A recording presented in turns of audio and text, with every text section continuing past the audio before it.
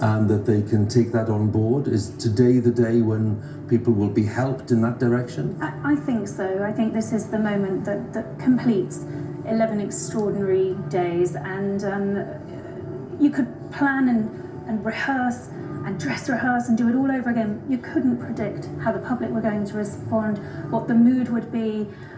It's been phenomenal, but this is closure today, and I think back to what the Queen said in her very first broadcast when she was a little girl during the Blitz. All will be well, because it will. Robert, is today the day when that happens? Because it's been 10 days of people really trying to come to terms with such a momentous change in public life and in personal lives. I think what we've seen today, we have seen the embodiment of greatness from all the world leaders gathered to what we're seeing now, an entire nation coming out. This is greatness in our time, and that greatness is really down to this extraordinary monarch, her life shaped by three people in particular: her father, her darling father, her beloved mother, and of course her beloved Philip. And I just think it is so powerful that here she is, she's on her way, and after all this grandeur and greatness, tonight she'll be reunited with them for eternity. Well, we are looking at the progress of the procession of the State Hearse to Windsor, to the royal town of Windsor, where the final committal will take place a little later this afternoon, and our coverage continues. We will be following the journey, Queen's last journey out of London, to her home at Windsor Castle, and then we'll be following the new procession that will take place at Windsor, and of course the service at St George's Chapel.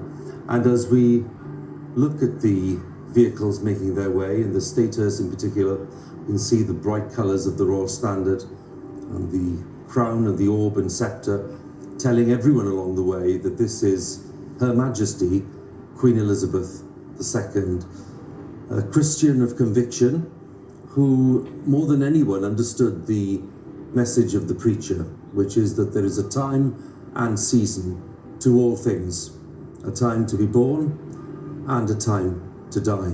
Queen understood that as part of the natural rhythm of life and the natural transition of the great constitution that she's upheld over many, many years. She's returning home to Windsor. Let's join Kirsty Young.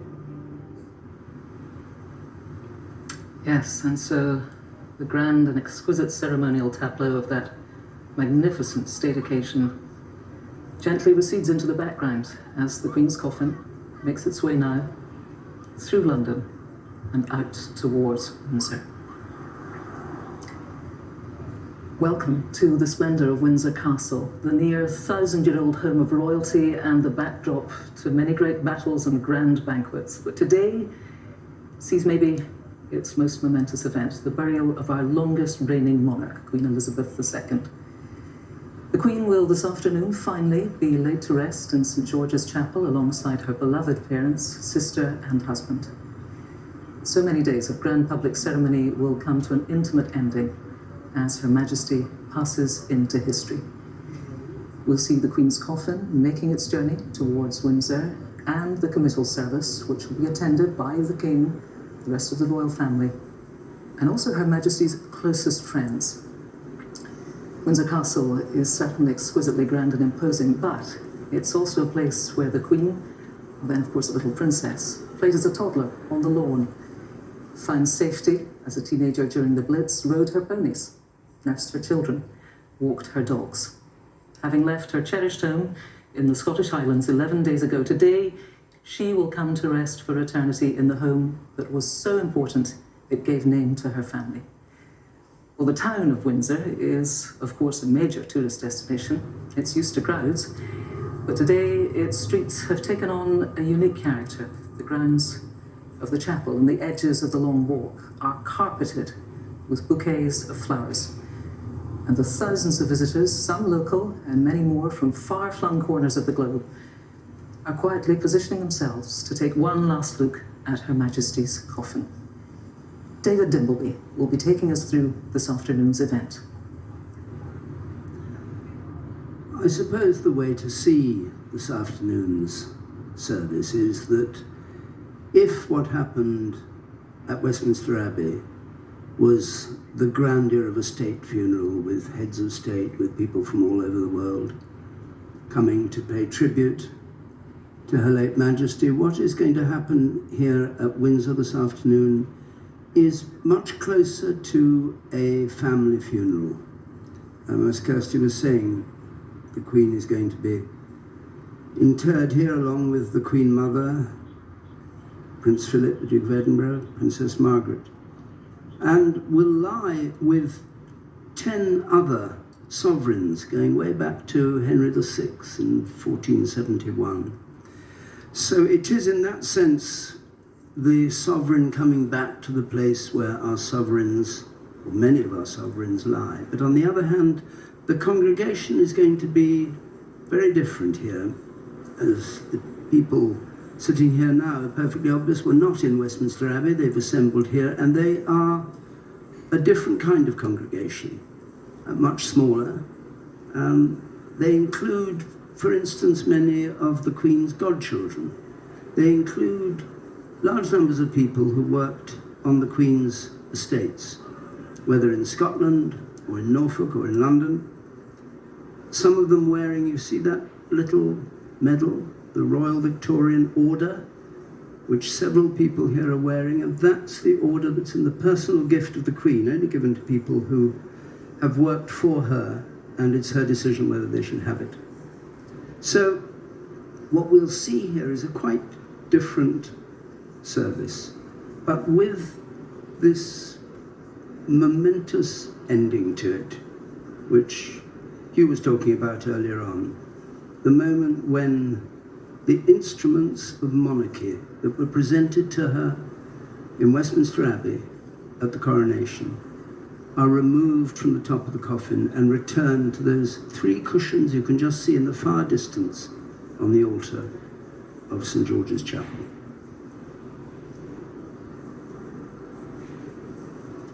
The banners, of course, here are of the Royal Order of the Garter, hanging splendidly all the way down. The Garter Knights, who each have to provide the banner, there are 24 of them in all, and members of the royal family as well.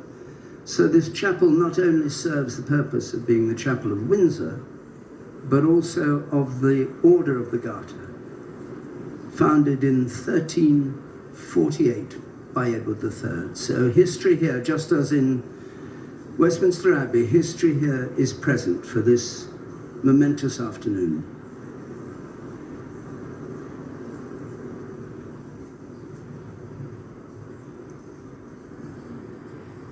Well, I'm joyful. People always say, well, I don't really talk about what she said. Well, maybe now, maybe today is the day to talk about what she said. What was the conversation? Well, I'd have the great it was 2000. It was the millennium, New Year almost. I'd been given the MBE. And in that January, when I knew I'd got it, I was asked to go to Sandringham to talk to the Sandringham WI.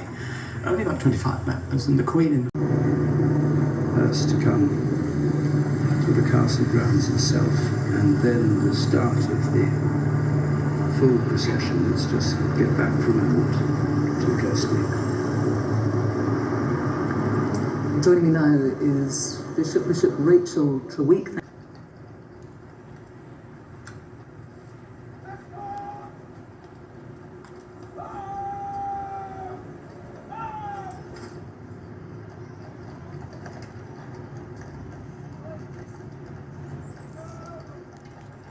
The equerries in uniform there, many of them, and they're chosen to stand either side of the coffin.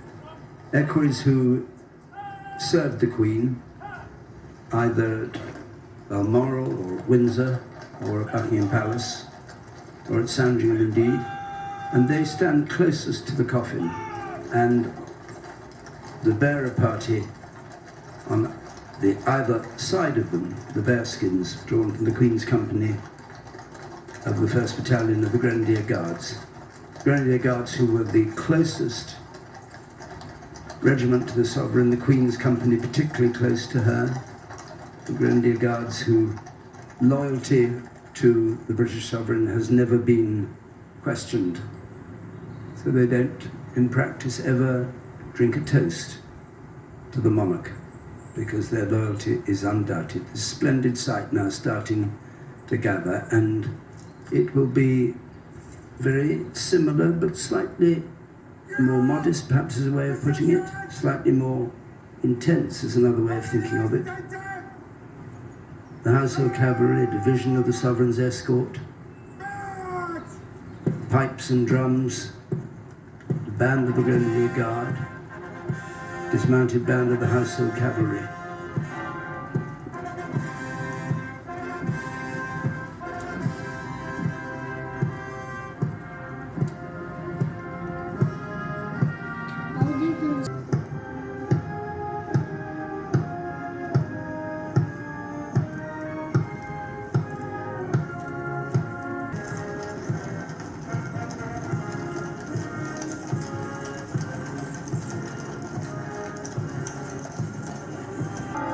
And 5 seconds later, the Sebastopol bell.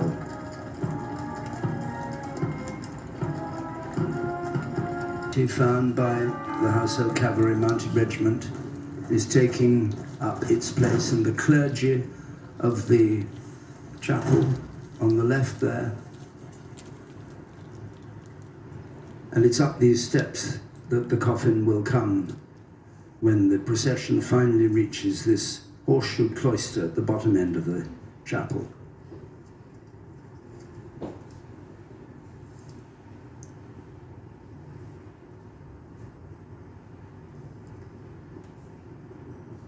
The clergy, including, you may have noticed, the Archbishop of Canterbury, come from Westminster Abbey. And the other clergy on the left there of the Chapel Royal, the Dean of the Chapel Royal in Scotland, the Rector of Sandringham will be here, the Minister of Crathie Church, or Crathie Kirk, perhaps I should call it, Reverend Kenneth Mackenzie will be here, chaplain from the Queen's Chapel of the Savoy as well, and the Dean of the Chapels Royal, Sarah Mullally, Bishop of London. This is the Horseshoe Cloister, this red building with black beams, reconstructed by the Victorians, but making a great cloister with its guard of honour here, 3 officers and 110 rank and file from the 1st Battalion of the Grenadier Guards who hold this ground in the front of the chapel.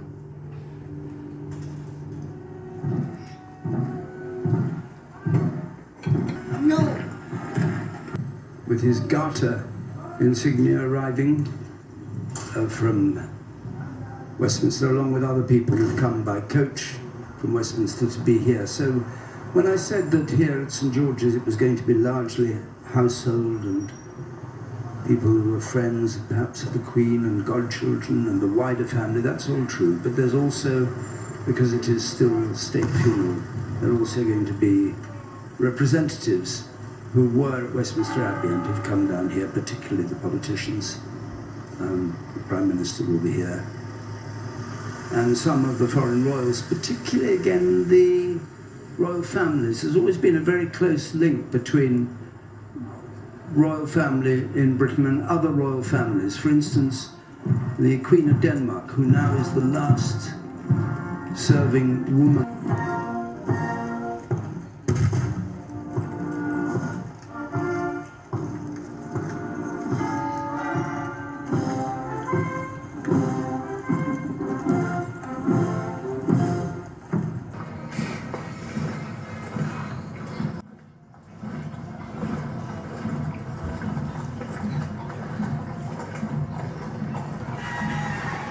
There's the bell firing, the hammer on the left of it. They weren't renamed the Queen's Troop. Queen Elizabeth said they should be called the King's Troop in honour of her father, and the same thing is going to happen. 2 of the Queen's corgis, like Emma the pony, Sandy and Mick. The Queen was famous, I don't know how many corgis she had, 50 or 60 I think in her life.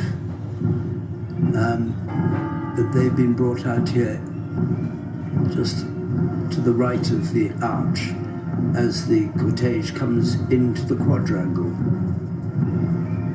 the private part of the palace. It'll go round until it disappears from sight. And the Queen's piper will play a lament. And the Garter King of Arms will read out the styles in front of the steps that lead up to the west door of St. George's Chapel. And the bearer party will come out from the right. These young men who have carried this coffin from Westminster Hall,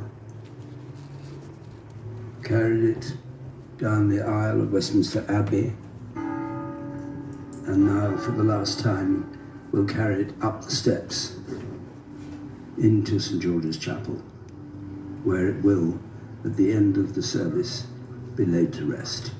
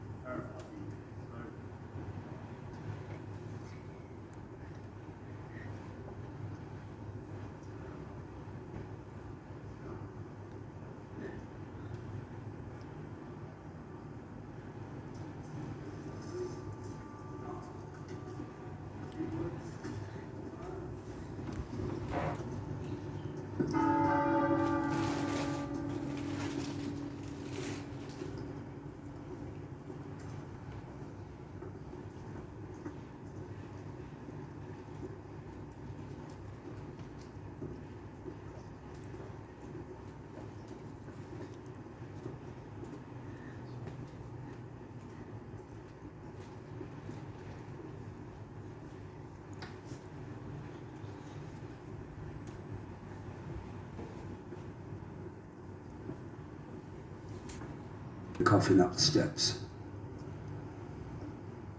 In loving and devoted memory.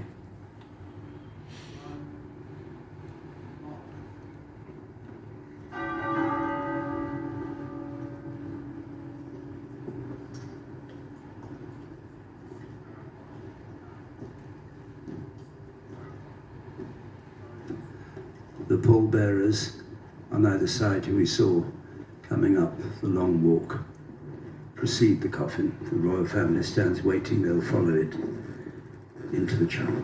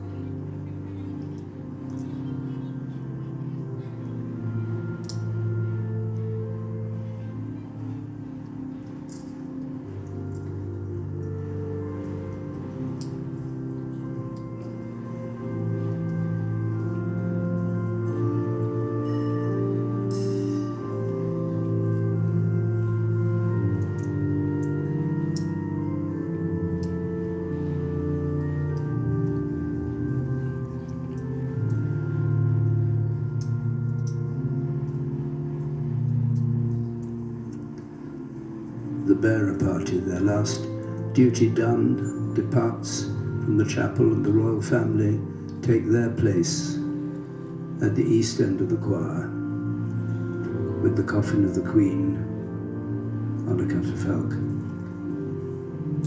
before them.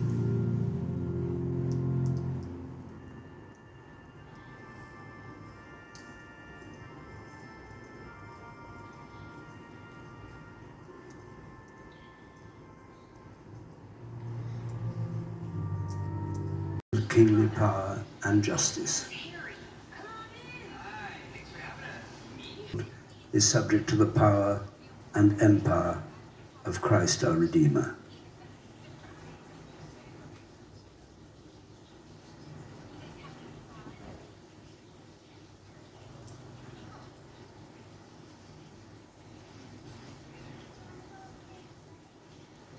And finally, the imperial state crown, which the Archbishop of Canterbury placed on her head in Westminster Abbey with the words, "May she be filled with abundant grace and princely virtues."